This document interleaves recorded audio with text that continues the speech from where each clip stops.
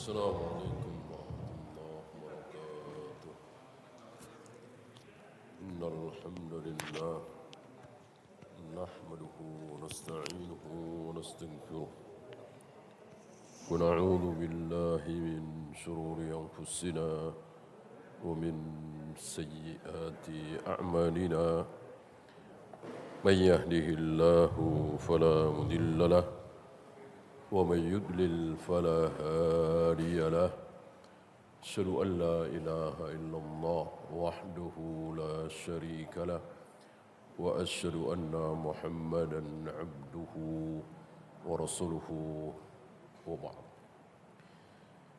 Kita sampai hadis 28.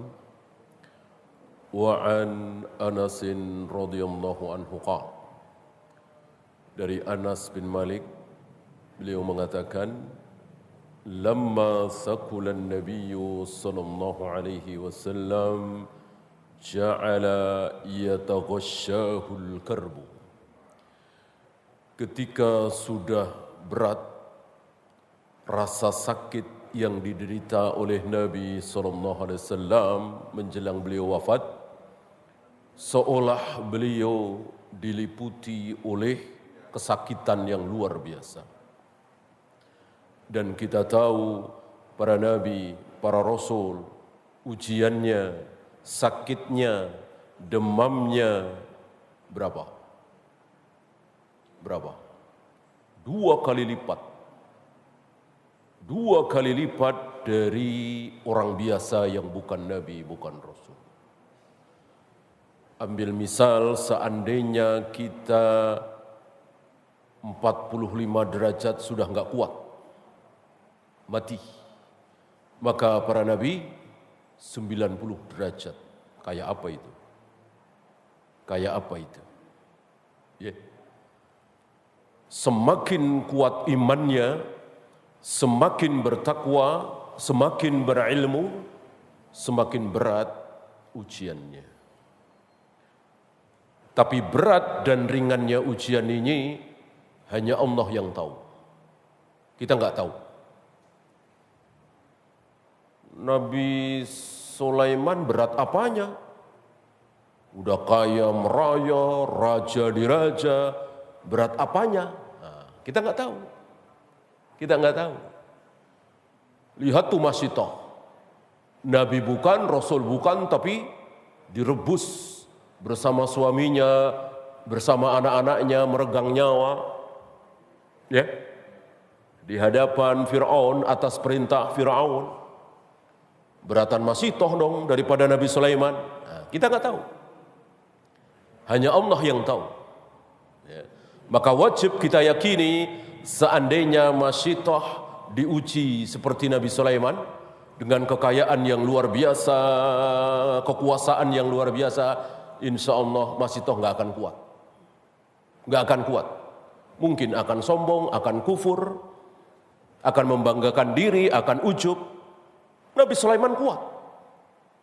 Dengan ujian yang luar biasa, kekayaan, kebesarannya, kekuasaannya, beliau tawadu, beliau tidak sombong, beliau tidak riya, tidak sum'ah. Masitah, insya Allah nggak akan sanggup. Sebaliknya, seandainya Nabi Sulaiman diuji seperti Masitah, direbus bersama istrinya, anak-anaknya untuk mempertahankan keimanannya, insya Allah pasti sanggup. Gitu ya. Jadi berat dan ringannya itu Allah yang tahu. Bagi si A diuji dengan kemiskinan itu berat. Bagi si B enggak terlalu berat. Bagi si A diuji dengan pangkat jabatan itu berat. Bagi si B enggak terlalu berat. Allah Maha tahu. Nah, para nabi, para rasul yang merasa berat itu justru diuji. Ya. Rasulullah alaihi salatu wassalam sangat menonjol sifat apanya? Sifat malunya. Beliau itu pemalu sekali. Dalam keadaan sifat beliau yang sangat pemalu, Allah uji beliau. Suruh nikahin, suruh ngelamar, suruh nikahin, mantunya. Kan malu banget tuh. Iya kan? Kita yang bukan nabi aja mantu kita ambil, mantunya kita ambil, kan malu sekali. Mantu tanda petik ya. Tapi seolah mantu. Zainab binti Jahsy itu kan seolah mantunya beliau. Karena suaminya yaitu Zaid bin Harithah pernah diangkat menjadi anak beliau. Dan sempat namanya menjadi Zaid bin Muhammad.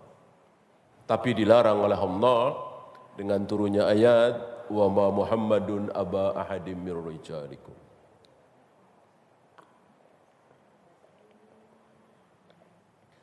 Kalau kita kan enggak terlalu pemalu ya.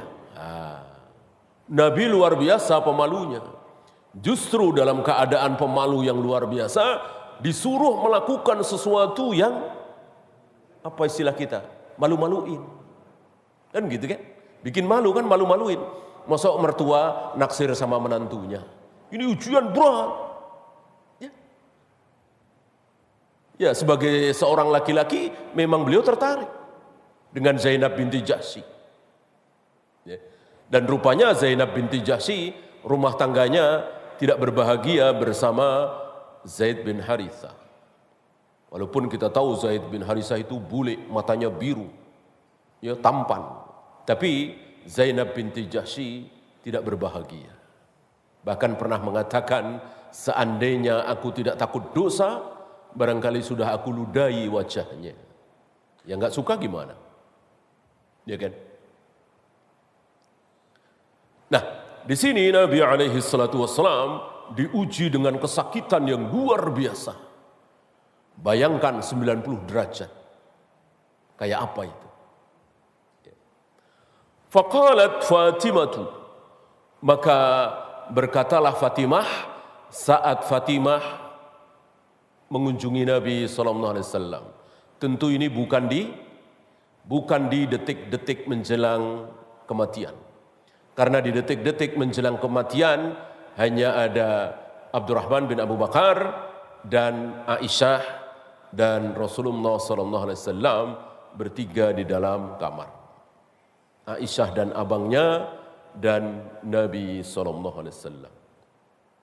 Ini mungkin sehari 2 hari sebelum beliau wafatkan, beliau sakit sekitar 11 hari. Hari ke-10 beliau merasa enteng, sembuh, lalu keluar ikut sholat berjamaah. Waktu itu kaum muslimin sedang sholat diimami oleh Abu Bakar, dan kaum muslimin hampir-hampir akan membatalkan sholatnya. Saking senangnya melihat Nabi sembuh, ikut sholat walaupun duduk di sebelah kiri Abu Bakar. Abu Bakar mengikuti sholat Nabi, para makmum mengikuti sholat Abu Bakar. Mereka tidak tahu justru itu sholat terakhir beliau bersama kaum muslimin.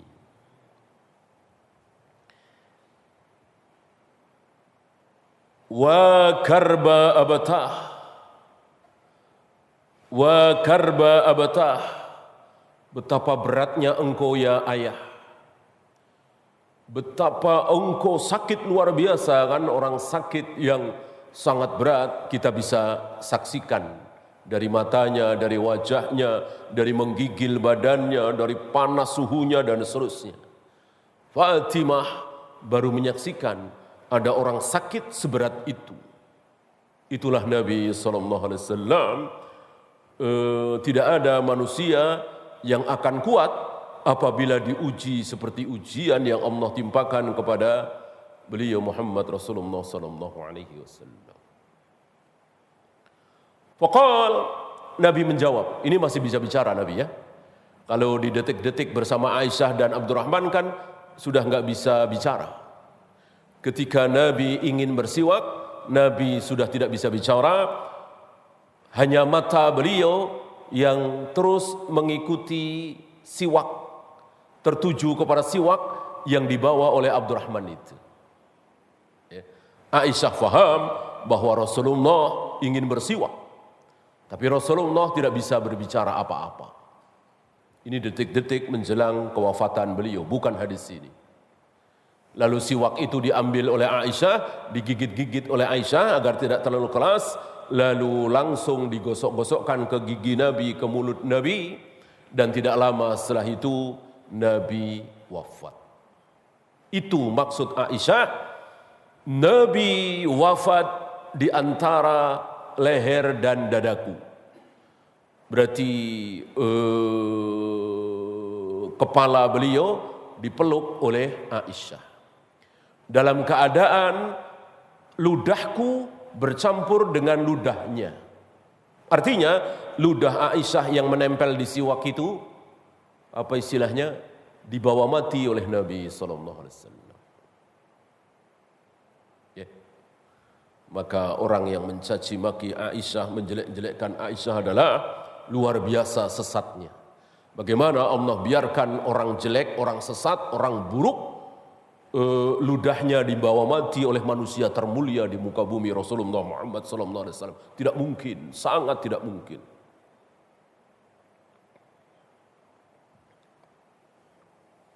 Dan riwayat itu ditutup-tutupi oleh mereka, ya, sehingga menyebar hadis-hadis palsu bahwa detik-detik menjelang wafatnya Nabi, di situ ada Ali, di situ ada Fatimah. Ini keliru besar. Ya. Detik-detik menjelang wafatnya Nabi hanya ada Aisyah dan Abdurrahman, kakak beradik. Faqal, Nabi bersabda kepada Fatimah tadi, "Laisa ala abiki karbun ba'dal yaum." Setelah hari ini wahai Fatimah, ayahmu tidak akan menderita lagi selama-lamanya. Tentu Fatimah faham apa maksud ucapan Nabi, bahwa ajal beliau akan datang sebentar lagi. Mungkin sehari, mungkin 2 hari. Ya. Bukan hitungan detik, karena yang hitungan detik tadi, ya, bersama Aisyah dan Abdurrahman.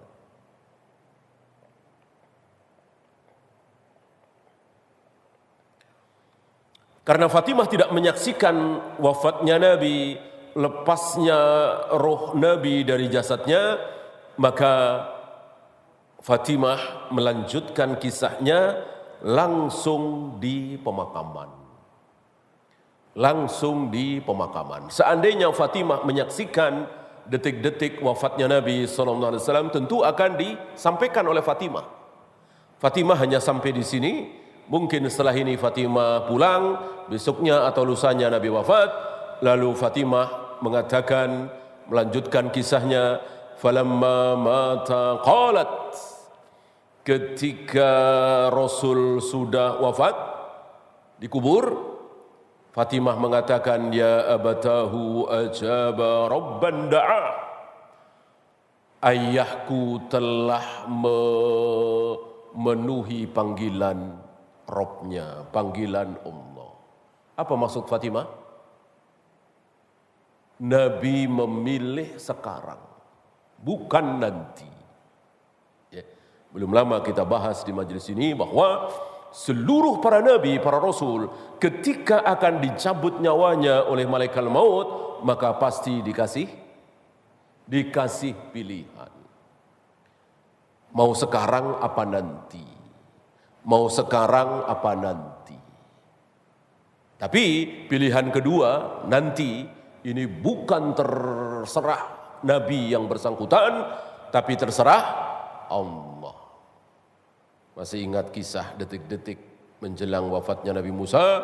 Beliau disuruh menempelkan telapaknya ke seekor lembu, sapi, ya kan? Untuk 1 lembu 1 tahun. Ya. Nabi Musa takut, gemeteran. Berarti kalau milih pilihan kedua, berapa ratus, berapa ribu tahun lagi, ya, maka beliau memilih sekarang. Termasuk Rasulullah Muhammad SAW, beliau memilih sekarang, tidak memilih nanti. Masih ingat?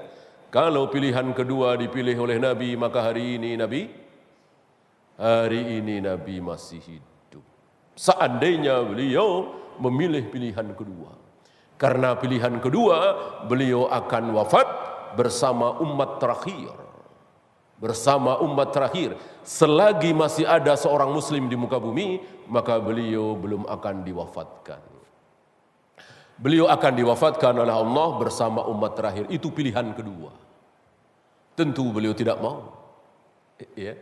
Beliau memilih pilihan pertama dengan kalimat, dan kalimat ini didengar lirih oleh Aisyah saat Aisyah menempelkan telinga Aisyah ke mulut Nabi. Allahumma ar-rafiqul a'la. Allahumma ar-rafiqul a'la. Ya Allah, teman tertinggi. Ya Allah, teman tertinggi. Maksudnya apa? Maksudnya Nabi memilih Allah, berjumpa dengan Allah. Ada pula yang menafsirkan teman tertinggi adalah Jibril dan Mikail. Memilih Jibril dan Mikail dengan wafat hari itu. Tidak memilih pilihan kedua. Ya, tentu rugi bagi beliau jika memilih pilihan kedua. Ada cacian, makian, hinaan, capek, lelah, begini, begitu. Namanya di dunia. Ya. Apalagi orang yang berjuang, berdakwah, menegakkan hak, itu harus siap dicaci, dimaki, difitnah, bahkan dibunuh. Ya. Itulah dunia yang penuh dengan sampah itu. Adapun kelezatan, kenikmatan, tempat istirahat yang sebenarnya, tempat bernikmat-nikmat, berleha-leha, berfoya-foya adalah nanti setelah mati, bukan sekarang. Ya, ya abatahu jannatul firdausi ma'wahu. Surga Firdaus tempat yang paling tepat untuk ayahku. Beliau tidak ragu-ragu, Fatimah tidak ragu-ragu mengatakan, oh enggak boleh dong, itu hak prerogatif Allah, enggak bisa kita pastikan. Ini jahil. Ya, justru yang ragu Rasulullah akan masuk surga, dia terancam kufur. Berarti tidak percaya dengan ayat, tidak percaya dengan hadis. Ayat dan hadis menyatakan bahwa Nabi, seluruh para Nabi, para Rasul pasti masuk surga. Para sahabat semuanya pasti masuk surga. Radhiyallahu anhum wa radu'an wa adda lahum jannat. Allah ridha kepada mereka semua ridha kepada Allah. Dan Allah jamin mereka semua pasti masuk surga. Lalu ada yang bilang, enggak bisa kita pastikan, itu hak Tuhan. Tuhan sendiri, Allah sendiri yang jelas mengatakan, masa kita ragu? Mosok kita ragu? Ya. Maka sesat-sesat-sesatnya orang yang tidak berani memastikan bahwa para nabi, para rasul, para sahabat pasti masuk surga. Maka wajib kita yakini seyakin-yakinnya tidak ada di antara nabi, rasul, sahabat yang masuk neraka. Semuanya pasti masuk surga, yakin seyakin-yakinnya. Kalau Imam Syafi'i, iya. Imam Bukhari, iya. Imam Malik, iya. Syekh bin Baz, Utsaimin, iya. Enggak ada jaminan dari wahyu mereka-mereka ini akan masuk surga, selamat dari neraka. Kalau para nabi, para rasul, para sahabat sudah jelas sejelas-jelasnya.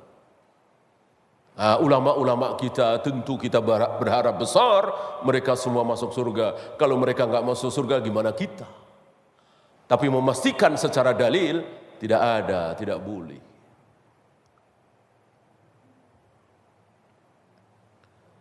Ya abatahu ila Jibril nan'ahu. Wahai ayah, kepada Jibril kami menakyu. Kalimat ini digarisbawahi.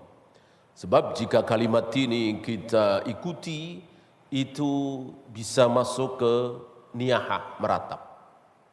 Ini kekhususan Fatimah dan dimaklumi siapa yang tidak sedih. Beliau anak satu-satunya yang masih hidup, ya kan? Semuanya kan sudah meninggal semua. Qasim, Abdullah berselisih ya, apakah ada anak beliau yang bernama Abdullah? Ruqayyah, Ummi Kulsum, Zainab, semua sudah meninggal semua.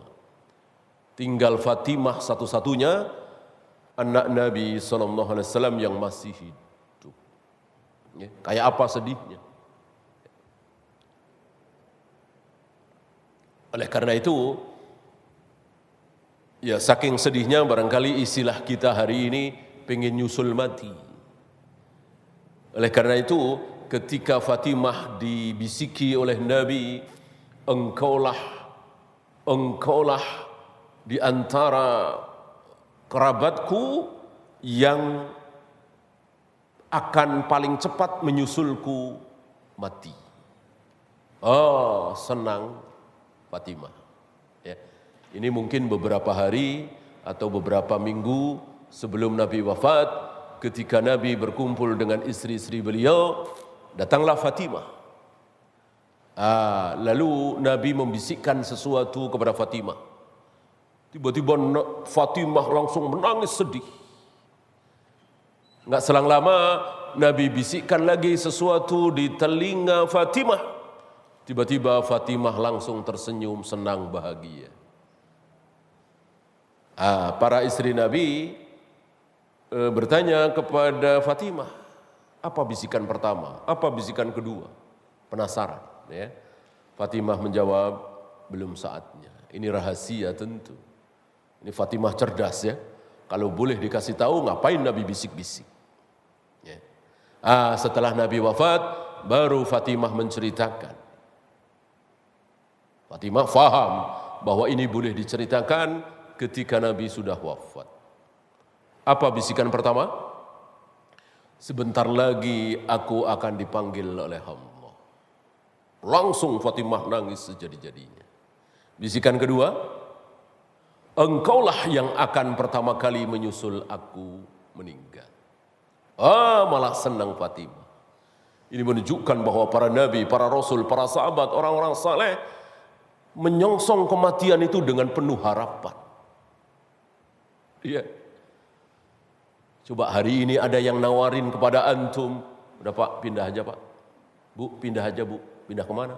Ke sono, istana megah, makanan lezat, tinggal mesen, tinggal minta, nggak ada sakit di sana, nggak ada bosan di sana. Ada kita di antara kita yang menolak? Insya Allah nggak ada yang menolak. Ya, itulah kehidupan setelah mati dan kita harus berharap karena kita yakin betul bahwa Al-Quran hak, hadis hak yang kita baca selama ini, masuk kita ragu? Ya. Perintah-perintah Allah sudah kita laksanakan, larangan-larangan Allah sudah kita jauhi, kita taat, kita bertauhid, kita tidak syirik, kita tidak bid'ah, insya Allah dengan penuh harapan. Ya. Ini kebalikan dari orang-orang kafir, melihat kematian itu seolah sesuatu yang menyeramkan, seperti buaya, seperti singa. Maka mereka tutup simbol-simbol kematian. Jangan sampai mayat itu kelihatan. Masukin peti, masuk ambulan, dibikin berisik. Ya, beda dengan kaum muslimin. Kaum muslimin itu menampakkan simbol-simbol kematian, maka sunnah ketika mayat itu diusung, jangan ditutup. Kelihatan membujur dengan kain kafannya, itu yang dilakukan oleh Rasul dan para sahabat. Maka orang-orang yang menyaksikan mayat terbujur, barangkali kemarin-kemarin ada niat mau korupsi, ada niat mau selingkuh, berzina, ada niat mau berbohong dan seterusnya, insya Allah bisa dibatalkan. Dengan melihat temannya, saudara dekatnya, tetangganya terbujur dalam kain kafan seperti itu. Beda dengan peti, beda dengan ambulan. Ya. Sunnah ini dikalahkan oleh cara-cara kafir. Mayat ditutup-tutupi. Ya. Dikasih kain hijau, tulisan la ilaha illallah Muhammadur Rasulullah. Udah begitu dipayungin lagi. Ya, nggak ada contoh dari Nabi SAW seperti itu. Apa yang dilakukan oleh Nabi tentu yang terbaik, sunnah. Nah, maka jangan kita ikut-ikutan orang kafir, apalagi pakai peti dan seterusnya. Ya. Lihat orang-orang kafir nggak mau melihat kuburan, maka rumah, komplek, segala macam yang dekat kuburan harganya turun. Sementara kita kaum muslimin disuruh mengunjungi kuburan. Sekali-sekali, ya, mungkin sebulan sekali, mungkin sebulan 2 kali kita disuruh ke kuburan. Ya, walaupun nggak ada yang mati, ziarah kubur namanya. Mengingatkan kita bahwa kita cepat atau lambat akan mati, siap atau tidak siap. Malaikat maut untuk mencabut nyawa kita tidak menunggu kita siap dulu. Ini orang udah tobat apa belum ya? Udah, ayo cabut. Belum, tunggu dulu dah, tobat dulu baru cabut. Enggak, ya, tobat enggak tobat, bahkan sebentar lagi mau berzina, sebentar lagi mau minum khamr, bahkan sedang minum khamr, mau cabut, terserah Allah.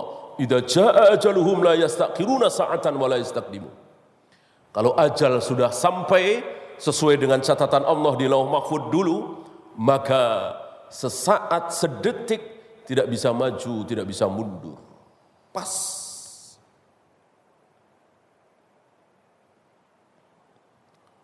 Falamma dufina qalat Fatimah radhiyallahu anha. Setelah Nabi dikubur, Fatimah mengatakan, atabat anfusukum an ta'thu ala Rasulillah sallallahu alaihi wasallam at-turab. Bagaimana perasaan kalian melemparkan tanah, turab, debu di atas jasad Nabi sallallahu alaihi wasallam? Sekali lagi, kalimat ini kalau kita yang mengucapkan bisa berbau niyahah, ratapan jahiliyah, ya. Maka para ulama sedikit panjang membahas tentang ucapan Fatimah.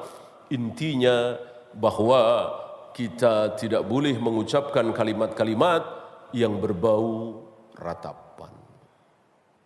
Terlalu cepat engkau panggil dia ya Allah. Boleh enggak kalimat ini? Kenapa terlalu cepat engkau panggil beliau ya Allah? Kita sedang butuh beliau, kita sedang ditolong oleh beliau, kita makan dari pemberian beliau. Orang-orang miskin misalnya, ya.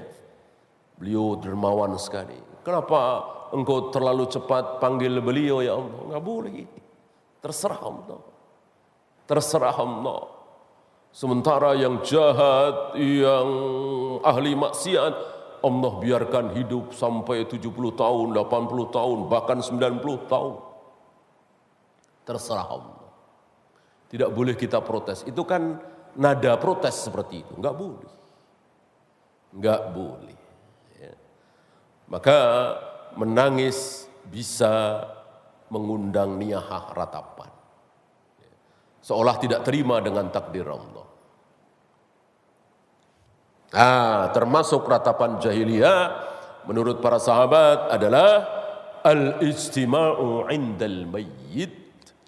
Kumpul-kumpul setelah mayat itu dikubur. Kunna na'udduha niyaha. Kami para sahabat sepakat bahwa itu adalah ratapan jahiliyah. Maka jangan ada kumpul-kumpul setelah mayat itu dikubur. Apalagi diulang-ulang perkumpulan itu 3 harinya, 7 harinya, 40 harinya dan seterusnya. Ini sepakat para sahabat meyakini sebagai ratapan jahiliyah. Seolah perlu diperingati bahwa manusia baik, manusia soleh telah diambil oleh Allah. Enggak boleh. Apa yang dilakukan oleh para sahabat 3 hari, seminggu setelah Nabi wafat? Enggak ada. Enggak ada. Enggak ada apa-apanya. Ya.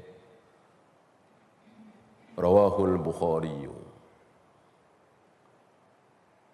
Sebelum bersoal jawab, ada beberapa fawaid.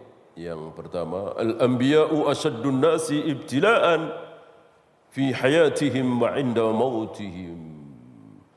Orang yang paling berat ujiannya, baik ketika hidup atau menjelang mati, inda mautihim yang dimaksud ini sekarat, ya.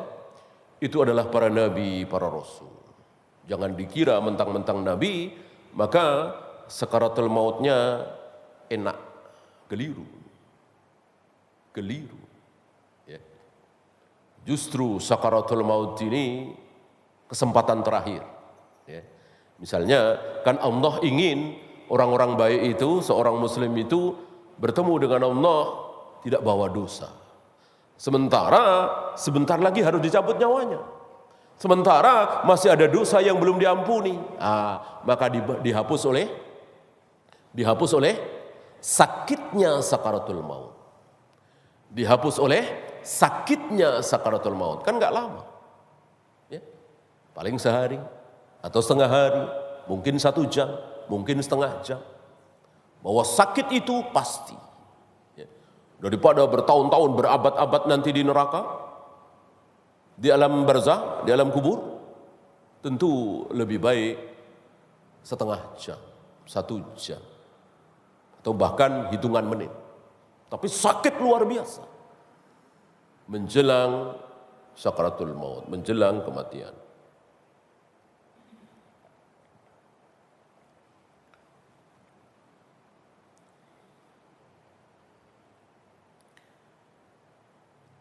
Yajuzu dzikrul mayyiti bisifatihi ba'da mautihi. Boleh menyebut sifat-sifat mayat setelah meninggal. Tentu yang baik. Ya. Dan tidak direkayasa, tidak disengaja. Ya. Nanti di kuburan jangan lupa ya, sebut kebaikan-kebaikan bapak saya ya. Kadang-kadang dikasih duit tuh. Gitu. Nanti pas sebelum mayat dibawa, sebut ya kebaikan ibu saya ya. Kadang dikasih duit. Ini ada agama-agama tertentu seperti itu. Ini jelas keliru. Atau direkayasa, saudara-saudara. Mayat ini baik kan? Baik, khair. Ya khair. Ya. Mereka salah faham dengan sabda Nabi alaihi salatu wassalam. Ketika ada mayat yang sedang diusung, yang sedang dibawa ke kuburan, lalu para sahabat menyebut-nyebut kebaikan mayat itu. Subhanallah, dia itu dermawan. Subhanallah, dia itu salat selalu tepat waktu. Nabi langsung mengatakan, wajabat. Ya, wajib, pasti, insya Allah. Di lain hari ada mayat lagi yang diusung, lalu Nabi, para sahabat menyebut-nyebut kejelekannya. Ini bukan sahabat ya, sepertinya mayat seorang Yahudi. Disebut kejelekan-kejelekan. Nabi juga mengatakan wajabat, ya pasti. Lalu para sahabat bertanya apa maksudnya? Dijawab oleh Nabi, seorang mayat yang disebut-sebut kebaikannya oleh orang yang masih hidup, maka Allah akan mencatatnya sebagai kebaikan. Maka mengambil riwayat ini, lalu ada saudara-saudara kita yang sengaja menyebut-nyebut kebaikan mayat, tapi direkayasa. Tentu tidak benar. Yang benar yang tidak direkayasa. Ya beliau udah nggak ada. Nanti yang buka pintu masjid saat sebelum subuh siapa ya? Kan biasanya dia yang buka tuh. Ini kan tidak direkayasa. Ya itu nanti orang-orang miskin itu yang nyantunin siapa lagi ya? Kan selama ini ada 60 orang miskin tuh yang ditanggung nafkahnya oleh beliau. Beliau sekarang udah nggak ada. Siapa lagi yang menanggung orang-orang miskin itu? Ini kan tidak direkayasa. Itu yang didengar oleh Allah, dicatat oleh Allah. Bukan direkayasa. Ditanya apakah mayat ini khair, baik? Ya pasti jawabnya baik lah. Walaupun banyak yang tahu mayat itu enggak baik, enggak mungkin jujur. Baik ini mayat baik? Enggak mungkin. Enggak mungkin, enggak enak sama keluarganya kan? Itu rekayasa, enggak ada artinya apa-apa.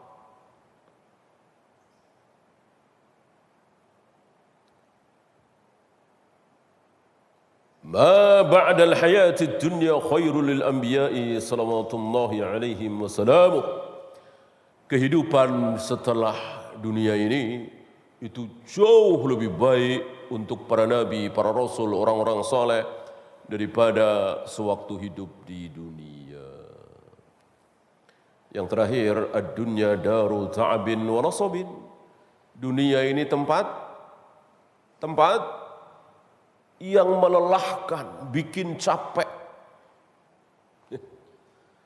untuk mendapatkan 100.000, 200.000 saja harus berkeringat, bersedak-sedakan di kereta dan seterusnya. Kita saksikan, inilah dunia. Capek sekali, lelah sekali. Untuk mempertahankan karirnya, untuk meningkat jabatannya, luar biasa melelahkan sekali. Itulah dunia. Wal akhiratu la syai'a fiha min hadza lil mu'min. Adapun di akhirat tidak ada sama sekali itu. Enggak ada capek, enggak ada lelah, enggak ada bosan, enggak ada keki, enggak ada marah, enggak ada kecewa. Bahkan sesuatu yang sangat, keburukan yang sangat sederhana. Apa? Bosan. Enggak ada di sana. Sekarang raja diraja, orang kaya, mana ada yang belum pernah bosan? Pasti mengalami kebosanan. Padahal dia kaya raya. Di akhirat tidak ada bosan. Bagaimana kehidupan seperti ini kita lupakan? Karena silau terlena dengan bangkai kambing sampah yang ada di kiri kanan kita hari ini. Rugi, sangat rugi sekali. Maka innal insana lafi khusrin. Sungguh semua manusia itu rugi. Yang tidak rugi siapa? Illal ladzina amanu wa amilus shalihat wa tawasaw bil haqq wa tawasaw bis sabr. Kalau kita ingin tidak rugi. Wallahu a'lam. Ya, itu saja. Ada pertanyaan? Silakan. Ya, itu yang benar. Allah yarham, rahimahullah, itu yang benar. Jangan almarhum, al-maghfur, asy-syahid dengan alif lam menunjukkan sebuah kepastian bahwa dia pasti dirahmati, dia pasti diampuni, dia pasti mati syahid. Tidak boleh. Ya.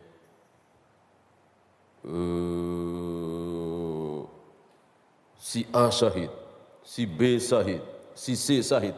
Itu ucapan para sahabat sepulang dari perang Uhud. Ya. Jelas perang bersama Nabi dalam rangka membela Islam. Nabi dengar, Nabi enggak terima. Jangan. Kalian enggak tahu. Ya. Padahal jelas-jelas jihad bersama Nabi. Disebut as-syahid, tidak boleh. Ya. Mudah-mudahan beliau mati syahid, boleh. Mudah-mudahan beliau diampuni, ghafarallahu, rahimahullah. Semoga Allah merahmati beliau, boleh. Adapun almarhum, asy-syahid, al-maghfur, tidak boleh. Karena itu bernada memastikan. Wallahu a'lam. Dilarang. Ummu Salamah dan beberapa istri Nabi meriwayatkan, nuhina an ittiba'il mayyit. Kami dilarang mengantarkan mayat ke kuburan. Walakin la yu'zam. Akan tetapi larangan itu tidak kuat. Gitu. Maka sebagian ulama mengatakan lebih baik jangan. Walaupun tidak mutlak haram, lebih baik jangan. Apalagi yang meninggal ini anak satu-satunya atau suaminya atau ibunya, ayahnya yang sangat dekat dengan dia, lebih baik jangan. Takut tidak kuat melihat orang yang sangat dekat dengan dia, sangat dia cintai, diuruk dengan tanah. Ya. Adapun laki-laki insya Allah lebih kuat secara umum. Apabila ada seorang laki-laki yang memang sering tidak kuat, ya lebih baik jangan. Lebih baik jangan. Ya. Mungkin agak jauh gitu ya. Bisa pingsan dan tidak jarang kan yang pingsan-pingsan di kuburan. Ini bukan pemandangan yang baik. Ya. Wallahu a'lam.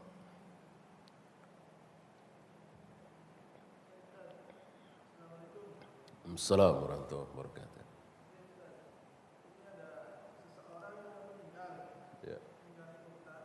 Ya.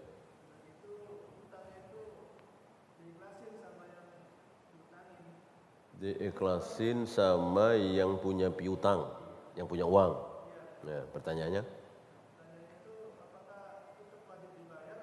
Ya enggak kan sudah diikhlaskan. Dan mengikhlaskan itu jangan dalam hati. Sebut ya di hadapan ahli waris.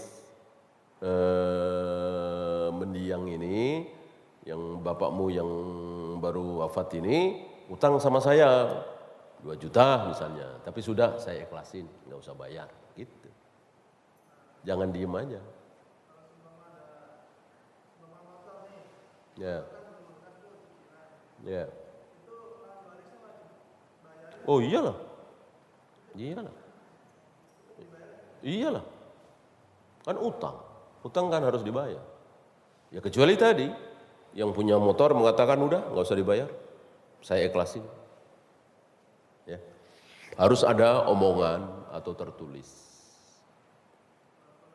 Wallahu a'lam.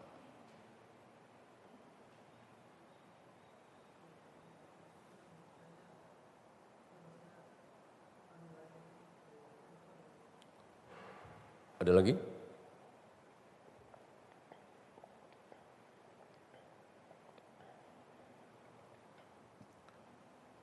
Kalau tidak ada, kita akhiri.